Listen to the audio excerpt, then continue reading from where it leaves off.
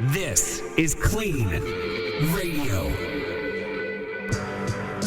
Welcome, everybody out there listening to KLEAN Radio. We have an amazing show for you tonight. I'd like to welcome everybody listening all across America and North America and across the world if you go to KLEANradio.com. And you're also welcome to give us a call at any time. The number here is 800-222-5222. That's 800-222-5222. To all our new listeners out there, we're a show about addiction, recovery, and life, and getting sober and how to deal with it. And one of the things I really wanted to talk about tonight is hope. And I celebrated, a lot of you know, because I had tons of people posting on Facebook because I had 15 years sober.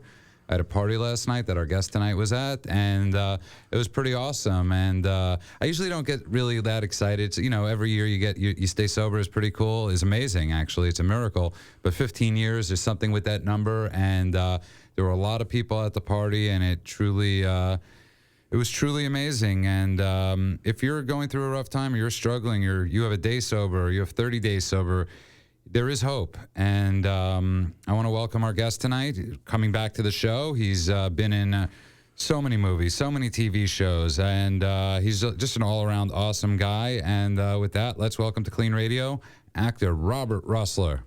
Thank you. Good to be here. Happy anniversary, Judah. Thank you very much. Yeah, you're right. It was awesome. Your party was great. I'm a little hungover with the nosh. He had a terrific spread there last night. It was great, and everybody that I spoke to was just super open and hospitable and friendly, and had a lot of great laughs. And you stay grateful. Let everybody that loves you be proud of you, buddy. Thank you very much. That means a lot, and I love it. It's something really funny you just said, because we're sober, so we're at a sober party for the most part. And not everybody there is sober, but we have a lot of food. When you're drinking, there's a lot of booze, and when you get sober, there's just tons of food. And it's sort of funny because I didn't eat when I was drinking. Eating and drinking and using at the same time, it sort of kills the buzz. Sure. And now it's like, let's have some food. Oh yeah. And it's a great way to celebrate. And but I want to talk about tonight, hope, and because we were at the party last night, and it was full of hope. It was full of. We're not a glum lot, like you say, and we're not boring. And I think a lot of people out there that think you get sober and you stop drinking, that's the end. Let's just, call in the death card, and, you're going to be miserable. And it's really not like that. No, not at all. I can only speak from my own experience, because, I thought the same thing. I thought, man, is this what it's come to, really? Right. The one thing that I, revel in is the very thing that's hurting me and ruining everything good in my life, and it's breaking everybody that loves me's heart. But just the opposite is really the truth. It does get uncomfortable. It was uncomfortable for me at first, and I just think that there's always a little bit of darkness before light. And a lot of times, people that I've met, you take the alcohol or the drugs away, and it's just better right away. And those are problem drinkers and problem users. Real alcoholics, you take the drugs and alcohol away, and it feels and it seems that the problems get worse. And thank God thoughts and feelings aren't really a barometer for how well we're doing when we're taking the right actions. And it always does get better, and that's a saying in recovery, it's going to get better. Trust me, but it takes some footwork and a lot of action on the alcoholic's part to get that spiritual awakening, so that we can start thinking and feeling better. So I want it's pretty amazing. You have a pretty amazing life. You have 3 beautiful boys who I've yet to meet, but I hear great stories from you and your wife. You have an amazing wife. You have this amazing life. Yet it's probably not the life you saw that was going to be happening in 1985 or 1986, as you were on the cusp of stardom. You were in Weird Science. You were in. Is that a weird thing? It's because you have an awesome life. Yet it's probably not the life you saw. Well, very true. That's kind of what I was sort of alluding to. In when it feels like it's getting worse, we don't see the big picture, and the perspective change is what changes all of how I see my attitude, my outlook, the way I see myself, the way I see the world, and it's about, I think, for me, uncovering and discovering and discarding the obstacles that kept me from being my best creative and spiritual self, And it really is just that simple. It's like getting rid of the things that are unsaleable and cultivating the things that were always good about me. And now my life is better than it ever was, even when I felt like partying was working. Right. You know. And even when you were getting all the accolade, you know, all the things that people perceive sometimes as he should be happy, they probably weren't making you that happy. You're in this hit movie, TV shows, hit movies, you know, and yet were they making you happy, or were they? You know, I got to be honest. In the beginning, when they both worked, the outside and the inside were coinciding, and it was working. It was great. It was fun, and I would never change that. Right. It's just, for me, in my own personal story, after a while, the insides weren't matching with the outsides. Even when, you know, I was successful, on the inside, I didn't feel worthy. I didn't feel authentic. I didn't feel happy. Right. And I didn't feel free. I felt I was a bit of a victim of a lot of circumstances. And, you know, after some work and allowing the inside job to take place, the outside stuff and the inside stuff started to kind of come together. And that's what makes everything a lot more appreciated. That's what brings gratitude in recovery. By the way, if you just tuned in, you're listening to KLEAN Radio. Give us a call. The number is 800-222-5222. That's 800-222-5222. We're in the studio tonight with an awesome man, an awesome father, and an awesome actor, Robert Rusler. And the reason I put that last is because that's just something you do. You know, you just happen to be an actor. It's not who you are. And I mean, what are your opinions on that? Because I always like to say, you know, I'm sure when you go in 50 years, the last thing you want on the list is actor. You know, first you want great father, great husband. Definitely, great son, great friend, great human being. You know, and you know that's not to really try to play big. It's just that being right-sized doesn't mean playing small. Right. And it also doesn't mean being grandiose. It just means really being grateful to be who I am and have the opportunities that I have in my life, so that I don't see myself a victim of this great life that recovery has afforded me.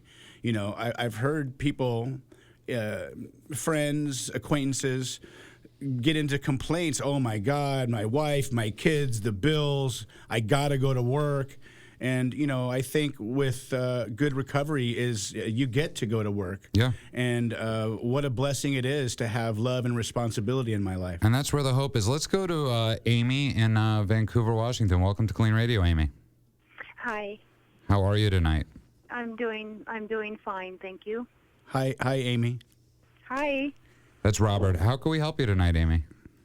Well, I called in last week and I discussed my situation that I had concerning a husband that I thought was using marijuana. Right, that was abusive to you.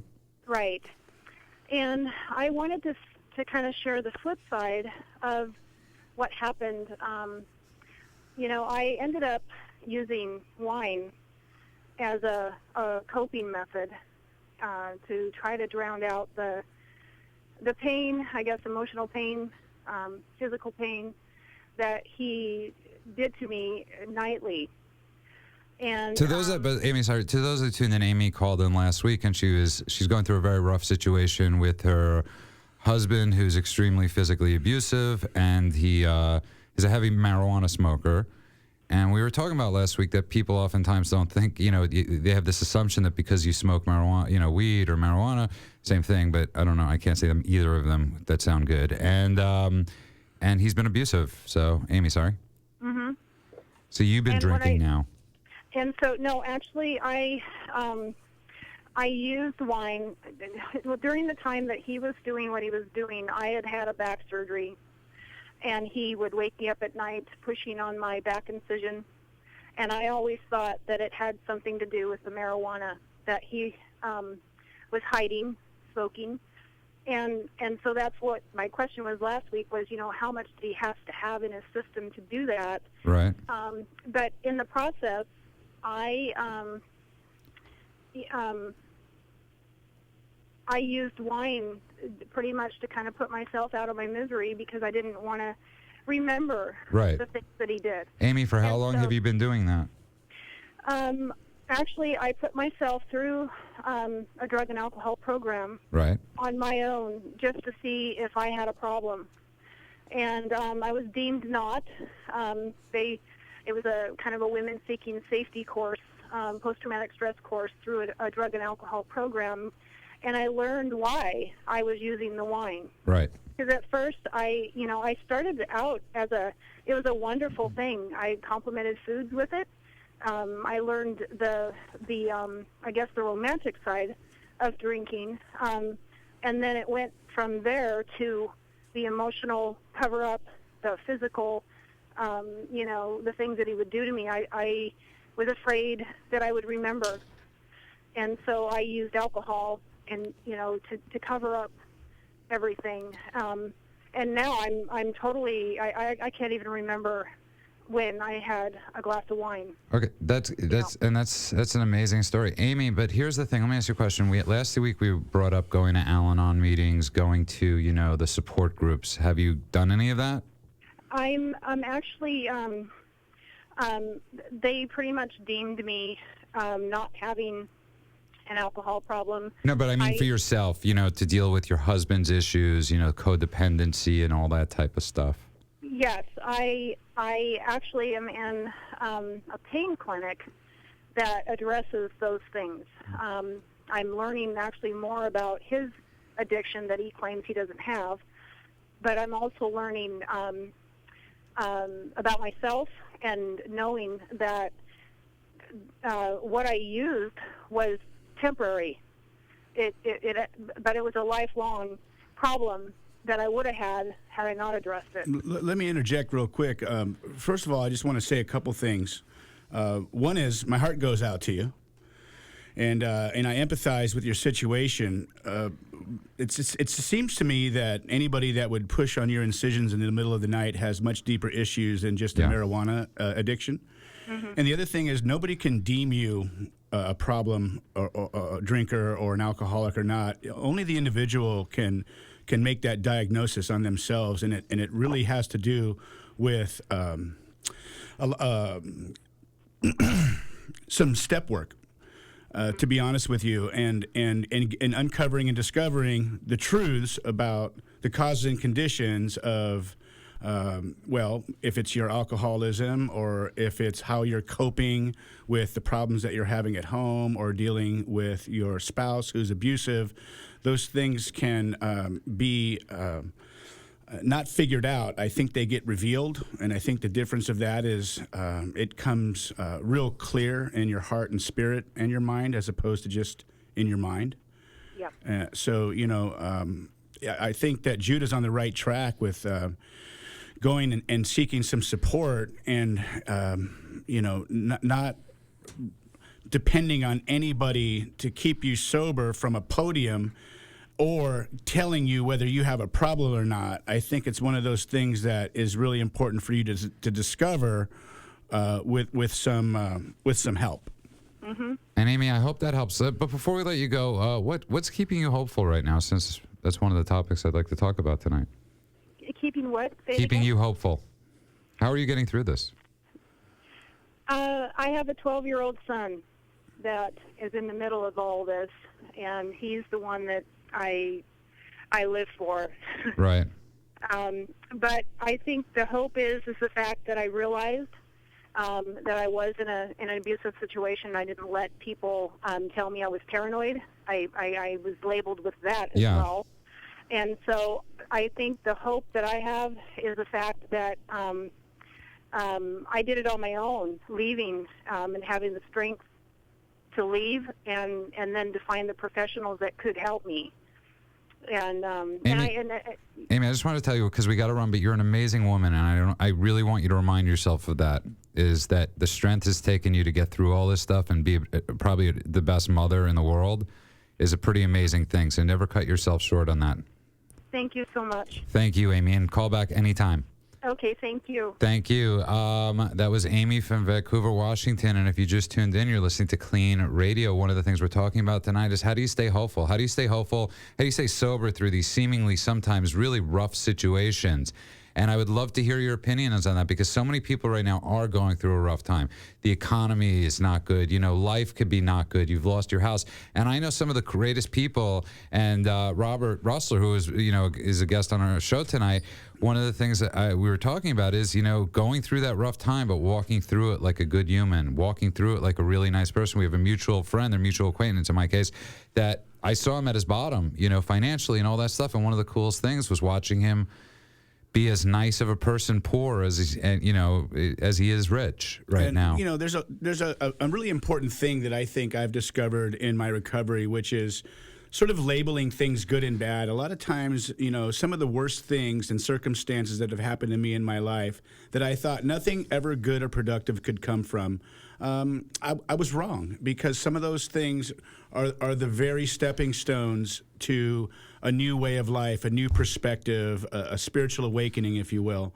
And sometimes in recovery, we get to find that things that we think are circumstances or situations or relationships that were really unhealthy in our lives, when we are able to move through that in a healthy way, like Amy was just talking about, having the strength to move on and get help, a lot of times that can become a strength for us, especially when you see how you can utilize those experiences to help other people going through similar situations. I couldn't agree with you more. And if you just tuned in, you're listening to KLEAN Radio, give us a call. The number is 800-222-5222. That's 800-222-5222. I was actually talking about this with a friend of mine the other day.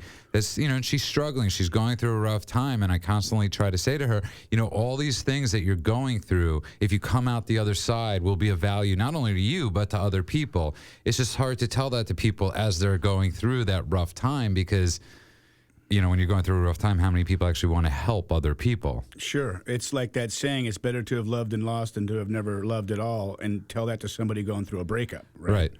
But, the good news is that, especially with addiction, you guys that are out there listening and suffering from alcoholism, the message in recovery is that we don't have to suffer any longer, that recovery from a seemingly hopeless state of mind and body is very attainable.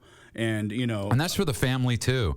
Big time. That's one of the cool messages that we do like to talk about, is that the alcoholic and the drug addict really, they when they're stomping through their stomping grounds, they're just decimating everything in their sight, and the family gets destroyed. And Sure. The family recovery sometimes is one of the best things to watch in the world. Exactly, and that's why places like Al-Anon that Judah suggested to Amy is so important, because everybody needs support, and the great news is that you don't have to do it alone. And whether you're the one that's suffering first from alcohol or drug abuse, or if you're suffering from a loved one who is breaking your heart and just ruining everything. I mean, that's what alcoholics do, is they go through life like a hurricane, right?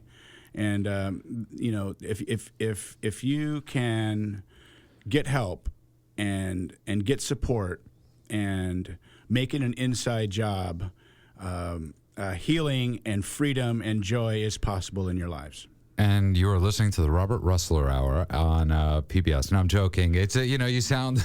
It's so amazing though, because you have this certain calmness to you, and it's funny because I'm dating my girlfriend for a long time, and she doesn't get to see me as the alcohol. She's constantly amazed by stuff I tell her, because she can't see it.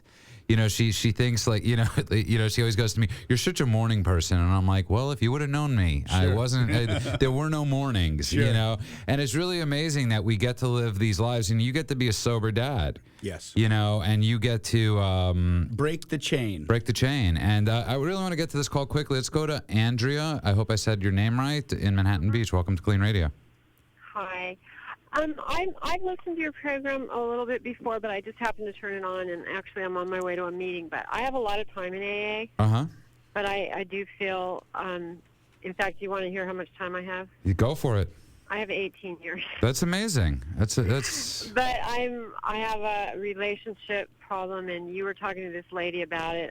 I came in on the end of it, but mine is that someone broke up with me. just plain, I can't get over it, and it's been almost 2 years now. It's devastating sometimes, Andrea. Like I feel like extremely hopeless, and you're talking about feeling hopeless and all that. So I'm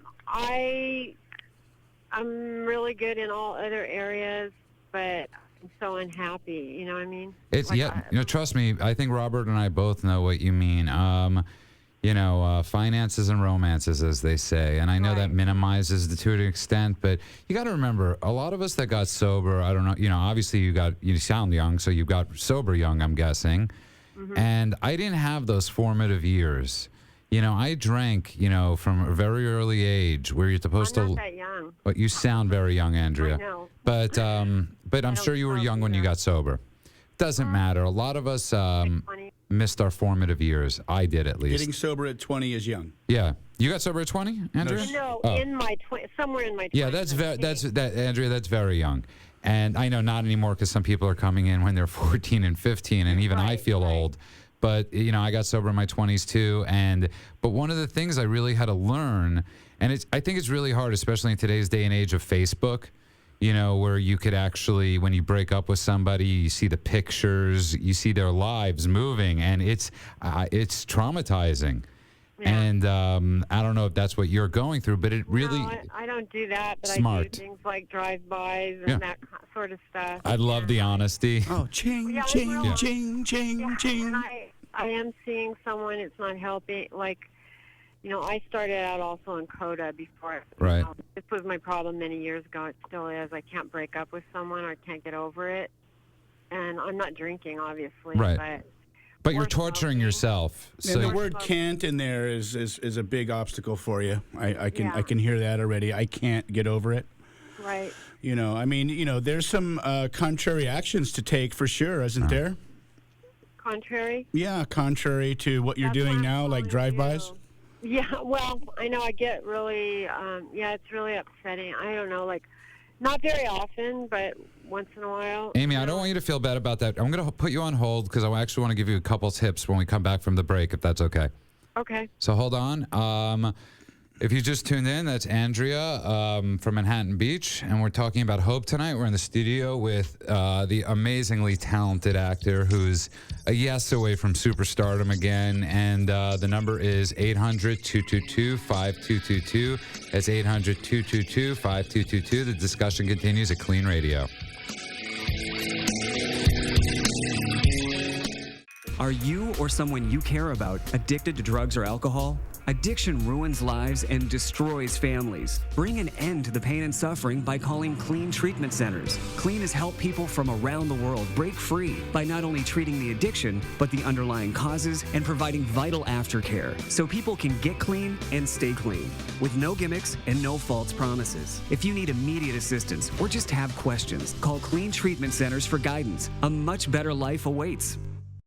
Welcome back to KLEAN Radio. If you just tuned in, we're having a great show tonight. We're talking about hope and hopelessness and really trying to stay hopeful. But let's get back to Andrea. She's calling from Manhattan Beach. She's going through a rough time. She's sober, but Andrea, welcome back, and sorry to put you on hold. Okay. Okay, so here's the thing, Andrea. I know you're going through a rough time, and you have. Just so you know, it's the courage that you have in calling in right now is honest to God awesome. My first girlfriend, when I dated when I was sober, and I broke up with her, I used to do drive-bys too. Okay. Yeah, but you broke up with her. It doesn't matter. I was still or maybe she broke. It was probably mutual.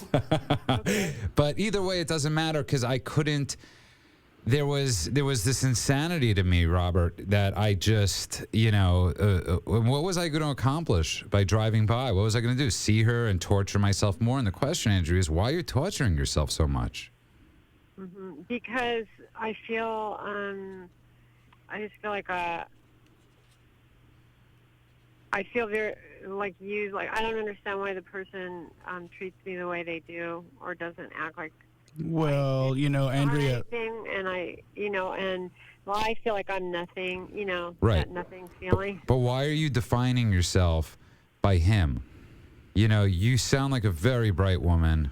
You have you're on your feet. You have 18 years sober, and why is he going to be defining you? Because I'm one of these. I'm kind of completely alone. Like he was like my only friend. Right.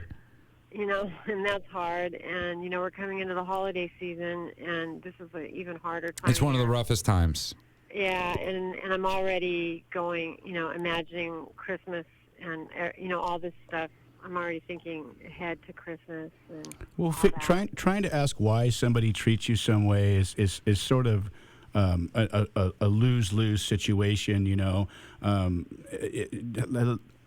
It's asking how to not be in this situation, I think, would be the healthy solution.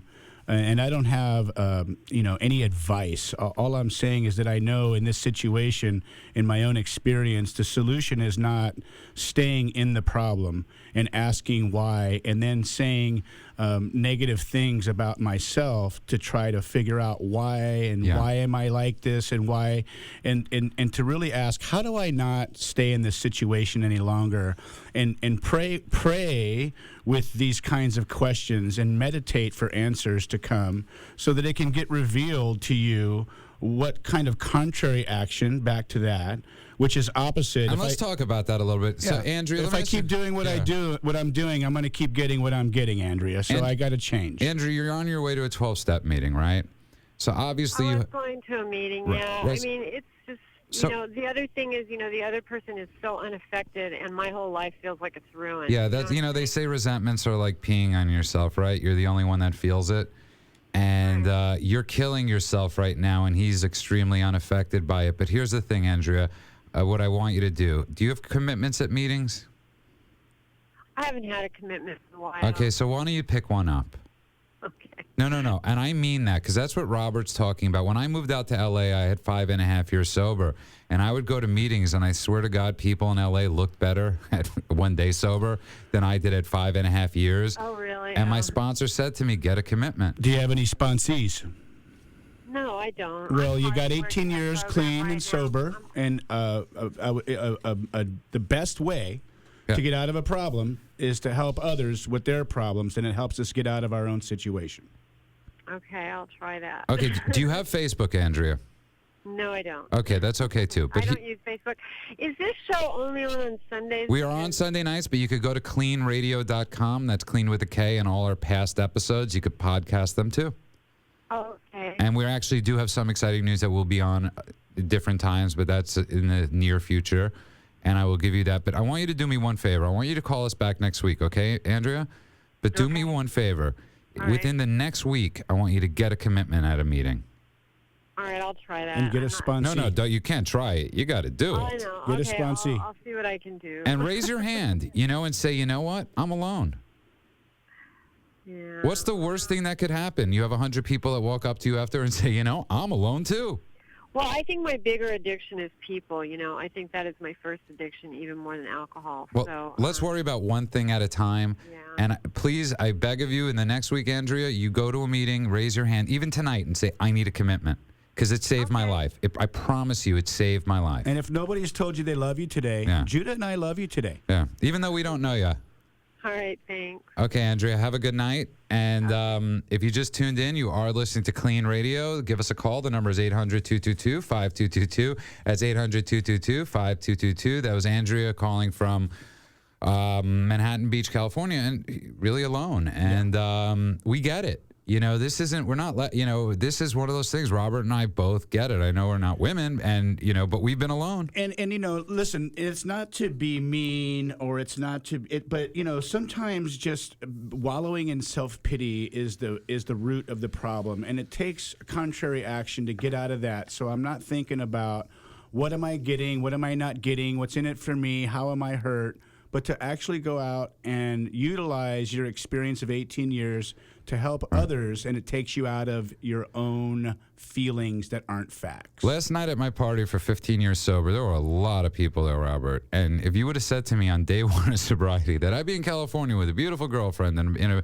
a beautiful house, and that's not mine, but that's Jason Coe's, who is Dr. Jason Coe, psychiatrist at KLEAN, that was lovely enough to throw it for me, that I'd be having all these things. And I don't mean things like, I mean people. I would have said you were crazy, and all those things, all those directions that people like you gave me of contrary action gave me that. So I want to go. Let's go to. Sorry. That's why we get help, Judah, because that's how we get help is, the big amigo works through others, man. And when we see examples like yourself, who I just adore you. Thank you very much. Happy anniversary, 15 years. It's pretty awesome. And your personality is wonderful, and that you help people. Who would have known that the problem that you suffered from was the very thing that gave you the ammunition to help so many people now? That's you're right. It's an awesome point, and everybody out there listening that's hopeless right now, there is a silver lining, and it's more than a silver lining. But let's go to George in Inglewood. George, welcome back. I think to KLEAN Radio. Hi, can you hear me? Okay. Yeah, we could hear you, George. Inglewood. Yes, I called you a few weeks ago. I am a daily drinker. I quit 3 different times: 1980 for a year, 2012 for a year, and 2010 for a year. Right. And but let's note that I know I can't. I just don't like. I get more reward. I don't get as much reward from not drinking as I do from drinking. I feel good that I can do it for a set period of time. Uh-huh. But there's more reward on the other end, and I don't like the control that it has over me. You don't like the control the alcohol has over you. Yes. And you were saying you get more reward from drinking or from not drinking? From drinking, because the reward that I got from not drinking was, okay, well, both for you, you can do it. Well, why don't you tell us what your definition of reward is? I love the feeling I get at the end of the day from sitting down in the recliner and having a couple of stiff drinks. Sure, but are there consequences that are coming along with that? Not really. Well, you just said it has control over you. Well, I can't. Well, when I don't do it, I miss it. Like when I decided to go a couple months ago, I decided to go for 30 days, and I did. But I missed it. I mean. And you were probably miserable in that 30 days. Not totally miserable. I was for a couple of days, but after that, I was fine. Okay, so you had some rewards in that 30 hats off days. to you, buddy. Yeah. So George, what did you do in that 30 days when you didn't drink? I just I don't know. I can make up my mind. Like I was, as you know. Probably well know, smoking is probably harder to. I don't understand the difference in addiction, but that's a horrible addiction. It took me 20 times to quit smoking, but in 1987 on my birthday, I had set that date. I was going to quit smoking, and I did. Congratulations! Yeah, that's amazing. Congratulations. And Judy, I was 4-pack a day. But George, let's get to the point of the drinking. What's going on in your life when you stopped drinking, were you going to see a therapist? Were you going to 12-step meetings? What were you doing?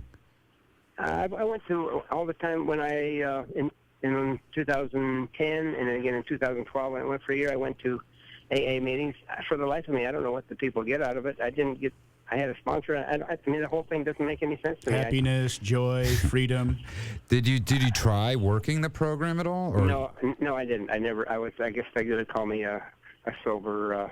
Or dry drunk. A dry drunk. Right. I didn't get anything. I didn't absorb anything they were saying. So you basically went to the doctor's office and didn't take the medicine that the doctor suggested. It's like if I go to the dentist and I have a bad tooth infection, the dentist says, here's your antibiotic, and I don't take my antibiotic, and I complain that I'm not feeling better, but I went to the dentist, so you went to the dentist and you didn't take the antibiotics.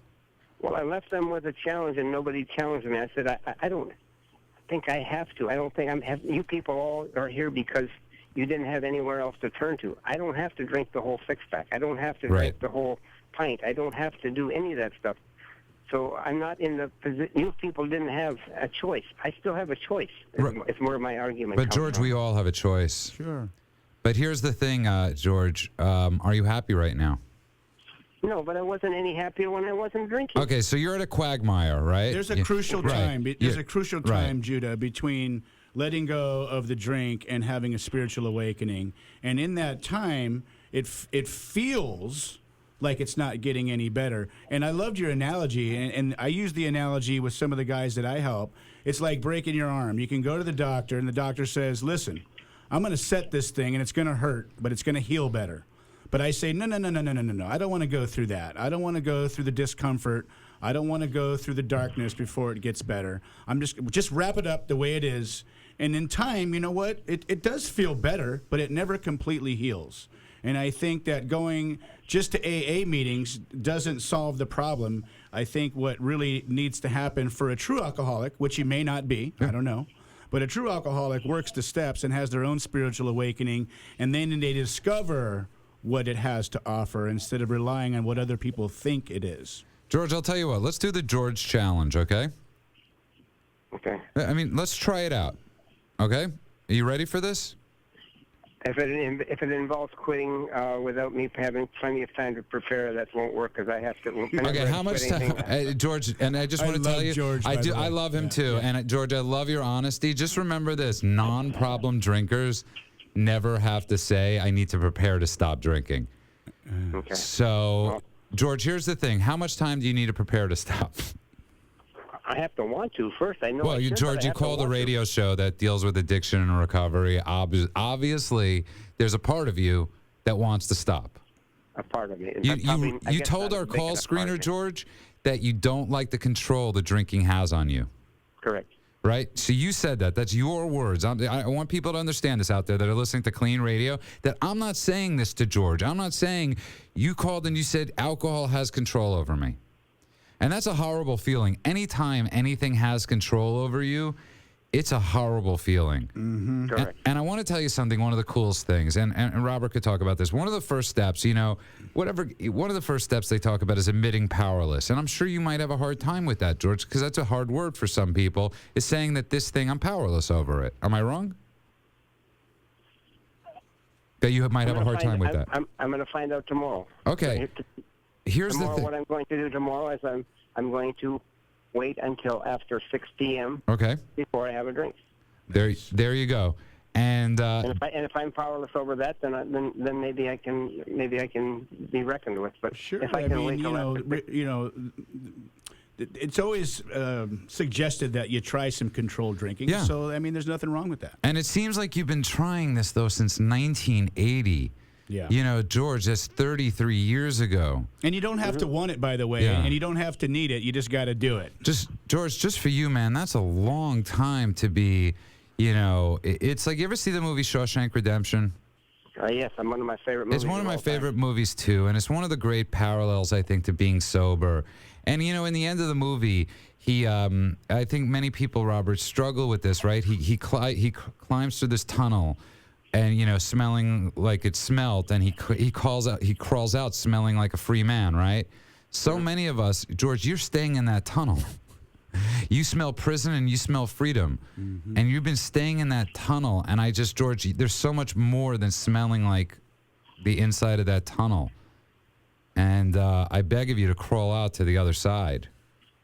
Yeah, misery can always get refunded. Yeah. You have everything to gain and nothing to lose by just taking some action and making it a little inside job, as opposed to, having the thoughts and feelings be a barometer for you. George, I'll tell you what though. Can you do us a favor? Can you call us back next week?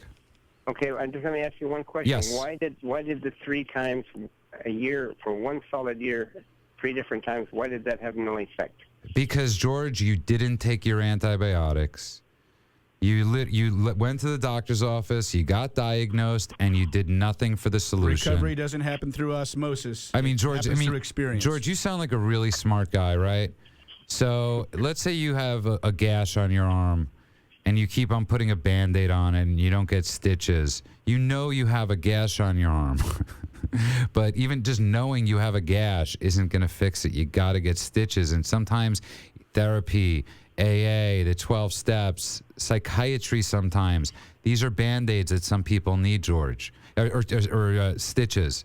And that's essentially what you've done for the better part of 33 years. Okay. And does that make any sense, George? Yes. Yes, it does. And I'll tell you what, George, since you had a hard time at a 12-step meeting, if you decide you want to go to a 12-step meeting, you let us know. Robert and I will come and pick you up and take you to a 12-step meeting. There's one right around the corner from where I live, and I've got to know some of the people there. Okay. It's not that I can't go. Well, we'll meet you there if you want. But I didn't get anything from it. Because you didn't get, and that's okay, George. And do me a favor, George. Next week, give us a call. Okay, thanks a lot, guys. Thank you, George. All right. And Bye-bye. if you just tuned in, you're listening to KLEAN Radio. That was George in Englewood. And we're in the studio tonight with Robert Rusler, actor, father, everything. Yeah, Robert. Funny, you know, I totally get George, Yeah, by the way. I get George. Like, that's the thing. I get it. In fact, I've said a lot of those same things that George was talking about, so I get it. I asked an old timer. He had 56 years clean and sober. And old Charles. I said, hey, Charles, let me ask you a question. Why do you still find it necessary to come to AA meetings? He said, I come here to help people, kid. I don't come here to get something. So when the approach is, how can I contribute? What can I pack into the stream of life? How can I help others? It takes the focus off of me, and I get out of me, I. And I realize, and I'm able to utilize life instead of analyze my life, and I become free and strong. When he says, what does AA offer? It's not even what AA offers. It's what the universe, what God offers, and that is joy and freedom and happiness and love and responsibility and opportunity and all the things that I didn't get from that bottle or staying alone in some motel room. So let's talk about this a little bit. You've struggled you've had your in and outs. Oh, You've had yeah. your ups and downs. And I think it's important to talk about. When was your first 12-step meeting? 87. And do you mind me asking how long now? Now I've got 6 years and 7 months. Which is amazing. It's absolutely amazing. So that means you got sober in 2006. So or 2007. 5, 6, 7. Yeah. I love my date because it's mine. That's an awesome day. That is a great date. Did you choose that? No. So you got sober. So from between 1986 and 2007, you obviously had tremendous ups and downs. And I think that's so, like, for somebody like George to listen to, and Andrea out there, and everybody that's listening, is that it's okay to struggle. There was relapsers, there was chronic relapsers, and then there was me, Judah. And one of the things that I understood about George, and one of the things that I don't mind talking about in a general way, is that what I thought and what I felt about recovery were a lot different from what I experienced once I did the work. And a lot of times for me, what would happen is I would think that the promises would come true right away because the circumstances in my life would get better on the outside, but I never got the stitches. Right. I never set the arm in those years. And I had brief moments of recovery, but it always got progressively worse, not better, because I didn't really finish the steps.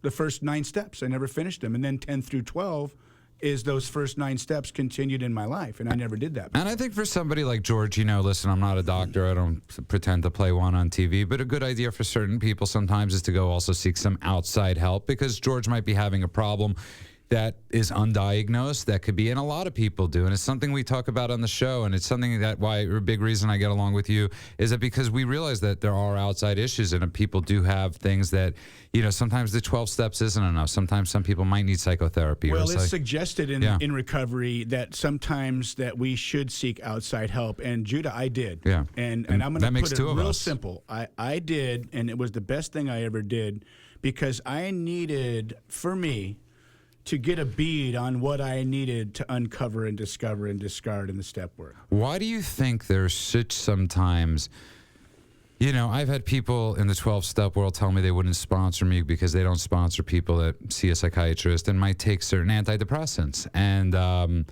what is this fear? Because it's harmful to people. Sure. What is it? What is that fight that some people have? There's really not a simple explanation for what it is. I mean, I just think that the truth hurts. Yeah. And for me, I only speak about my own experience because I certainly have quite a story. The story is it was fun and amazing and just, epic times in my life. And then what happened is it started to get really, dire consequences started to come into play. But it still seemed worth it. And that's what that slip time was for me between 87 and 2007 is maybe there's a lot of inconvenience and maybe there's some despair and there's some setbacks, but not enough to let go of my love, which is the drugs and the alcohol. And after a while, like what we were suggesting to some of the callers so far in the show is I thought that I was doomed. Because you had no hope. Well, yeah, exactly. And people used to say it's not for people that need it, it's for people that want it. And I would say, well, what am I going to do? Because I don't want it. I don't think that I want it. And then some old timers said it's for people that do it. It's not for people that need it or want it. It's for people that do it. And you take contrary action. Twisted thinking leads to ill feelings, leads to bad behavior. And you need to turn that around, kiddo. And if you just tuned in, you're listening to KLEAN Radio. We're in the studio tonight with an awesomely talented man, actor, father, a little bit of everything, director, producer. You're coming out with a horror movie hopefully pretty soon. Yes, sir. Because you were in Friday the 13th. Nightmare 2. Nightmare. Yeah. Why do I always get that wrong? Freddy Krueger killed me. Okay, Freddy Krueger killed you. And you were in this epic movie. You were in Weird Science. And so you're in the genre of the horror, and you are making a movie. Yes, sir. And I mean, that's like, what a hopeful thing, that you have this, there are people out there that are listening that, through it all, you're come out on the other side and you have this love of writing, of acting, and that's what you're doing. Yeah, that's one of the great freedoms, I think, of recovery for me, is that your dreams can come true and you get to reach for the stars. And a lot of times, sitting on a bar stool or some lonely hotel room thinking about what I coulda and woulda and shoulda did, with recovery, we get to do those things. And even if the journey is important, and I used to always think that the destination was the big. I think goal. most people do, and I think that's what prevents most people from progressing. And is they think of the destination, and sometimes the destination is so far ahead and it seems so impossible that they just give up. And I think that actually links to what we're talking about the work, just going to meetings and new people, and it's not doing anything for me. And that's usually when I had that sort of mindset, I was separating myself and I was in denial about what was really healthy and best for my own spirit, and then how everybody else in my life would be able to benefit, because I used to have the audacity and think I was only doing it to myself, which is just so not the truth for an alcoholic. Right. Everybody that cares about us and loves us, those people that never hurt us, I was continuing to hurt those people because I felt victimized from circumstances 35 years ago. Right. And I'm still taking poison, hoping those people would die from that poison, right? Which is right. It's sort of an amazing thing. And Andrea, the call from Manhattan Beach, mentioned the holidays are coming up. We have a while to them. Like that's even that thinking. It's 2 months away from the holidays. Yeah. Yet she's going there, and so many people out there that are going through these things. Of alone but. There is a lot of hope out there, and there's a lot of help, and you have to seek that help. We can't get to your house. And if you're going through any of that right now, and we're running out of time, but I beg of you to give us a call. The number is 888-601-6040. That's 888-601-6040.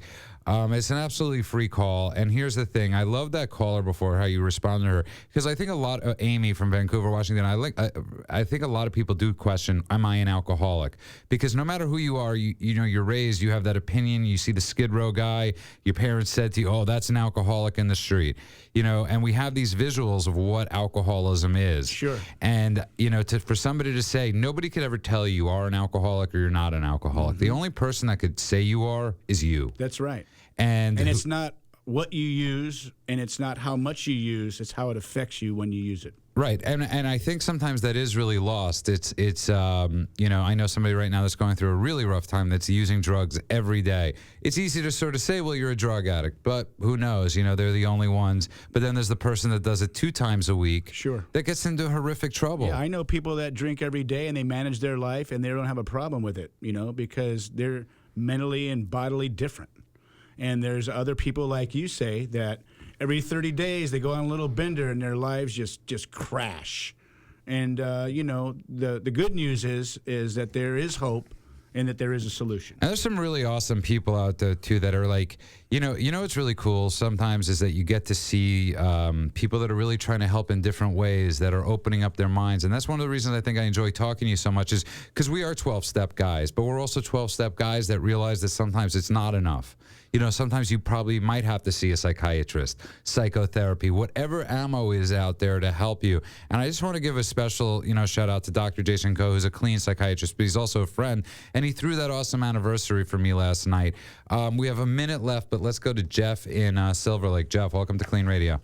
Hi, thank you so much. Thanks, you guys. I know it's the end of the show, but I know the subject tonight is what gives us hope, and I just wanted to share with you that, I was a drug addict of the hopeless variety. I was strung out for 26 years, and this year, and happy birthday, by the way, happy 15. Thank you very much. Inspiring. Thank you. And I this year, I celebrate, this summer, I celebrate 5 years clean. That's amazing. It is amazing, and I never thought that I would be able to get clean or that anything would work. And, I got involved with the 12-step community in my area, and and the more I get involved, the more I get out of it, and I learn so much every day. And the biggest thing is that I get to be of service to other people, because I realize now that I'm uniquely qualified. And you know what I mean? I like that. I'm gonna actually use that. Yeah. And I'm going to actually use that. But, Jeff, listen, we got to run. Give us a call back anytime. And Absolutely. Thank you. And thanks for all the calls tonight. And like I was saying, don't listen sometimes. It's really funny. We go to a mechanic. The mechanic says to us, Robert, that, it costs $20,000 to fix your car. You go to another mechanic because but it's only sometimes in these, sadly, when we're dealing with our mind, we go to that first person, like Amy's listening to them say, I'm an alcoholic. No, you're not. And there's so many amazing psychiatrists and psychologists and people in the 12-step world. Find the right one for you. Right. And I know it's hard because nobody wants to have to go try out therapists and try out psychiatrists, because who wants to keep on divulging yourself? But I guarantee you, when you find that right person, it's like a wife, a therapist, it'll change your life. And so Dr. Jason Coe, I want to thank you again. Were amazing. And I want to thank all our fans out there. Go to KLEANradio.com, go to Facebook/KLEAN KLEANradio.com, yeah, whatever. And happy anniversary, Judah Friedman, 15! And thank you, Robert Rusler. You are an awesome man. We're going to have you back on because we're going to help you. We're going to start launching horror. I don't want to say it out loud, but we're going to do it. The discussion continues at KLEANradio.com. Thank you all. Are you or someone you care about addicted to drugs or alcohol? Addiction ruins lives and destroys families. Bring an end to the pain and suffering by calling KLEAN Treatment Centers. KLEAN has helped people from around the world break free by not only treating the addiction, but the underlying causes and providing vital aftercare so people can get clean and stay clean with no gimmicks and no false promises. If you need immediate assistance or just have questions, call KLEAN Treatment Centers for guidance. A much better life awaits.